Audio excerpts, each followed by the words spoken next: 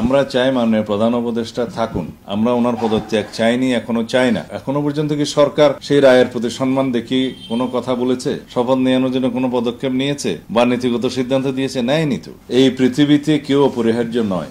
আমরা চাই মাননীয় প্রধান উপদেষ্টা থাকুন। আমরা ওনার পদত্যাগ চাইনি, এখনো চাই না।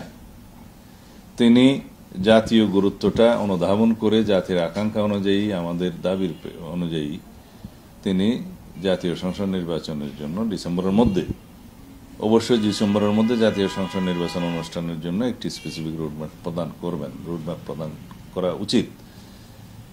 সেই দাবি আমরা করেছি, ওনার পদত্যাগ আমরা দাবি করিনি।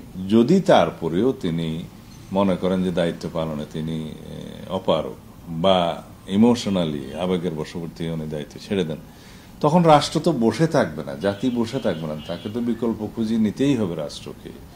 এবং সেই বিকল্প কি হবে সেটা তখনকার সেই রকম পরিস্থিতির উদ্ভব হলে দেখা যাবে।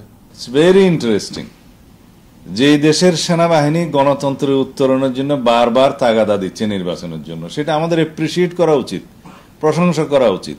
এইখানে আমরা সেনাবাহিনীর ভূমিকাকে তো অ্যাপ্রিসিয়েট করব যে ওনারা গণতন্ত্র উত্তরণের জন্য বারবার নির্বাচনের তাগাদা দিচ্ছেন। তারা মাঠে থাকতে থাকতে টায়ার্ড হয়ে যাচ্ছে। প্রায় 30,000-এরও বেশি সেনা সদস্য আইন শৃঙ্খলা পরিস্থিতি নিয়ন্ত্রণের জন্য ম্যাজিস্ট্রেসি পাওয়ার সহ মাসের পর মাস তারা লোকাল হয়ে আছে, যেটা তাদের কাজ না। তো এটাকে অন্যভাবে ভাবার তো কোনো কারণ নাই। আমরা চাই সেনাবাহিনী জাতীয় রাজনীতিতে কোনোভাবেই সরাসরি ইন্টারফেয়ার না করুক, কিন্তু নির্বাচন দাবি করাটা বা চাওয়াটা এটা তো ইন্টারফেয়ারেন্স নয়।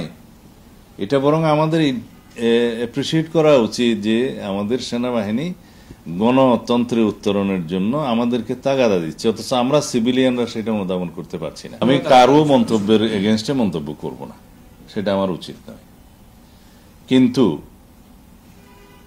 জনাব ইশরাক হোসেন আদালতের রায় পেয়েছেন, মেয়র হিসেবে তাকে ঘোষণা করার জন্য নির্বাচন কমিশন রায় অনুযায়ী গেজেট নোটিফিকেশন করেছেন, কিন্তু সরকার বা স্থানীয় সরকার মন্ত্রণালয় সেটা অনার করেনি। তার প্রেক্ষিতে তাকে শপথ নেয়ানোর কোনো ব্যবস্থা করে নাই, সম্মান করে নেয় আদালতের রায়কে। কেউ একজন আবার উচ্চ আদালতে গিয়েছে, যদিও সে উচ্চ আদালতে যাওয়ার মতো সেই ব্যক্তির আইনি কোনো অবস্থান ছিল না। তারপরেও এই কয়েকদিন শুনানি নিয়ে উচ্চ আদালত বলেছে, এটা রিজেক্ট করেছেন রিটটা।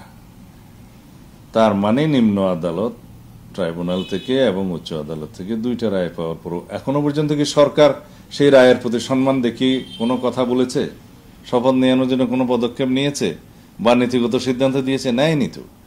এখন ইশরাক হোসেন যদি তার সমর্থকরা, ঢাকা সিটি কর্পোরেশনের ভোটাররা, অধিবাসীরা যদি রাস্তায় নেমে আসতে বাধ্য হয়, সেটা চাপ হবে কেন?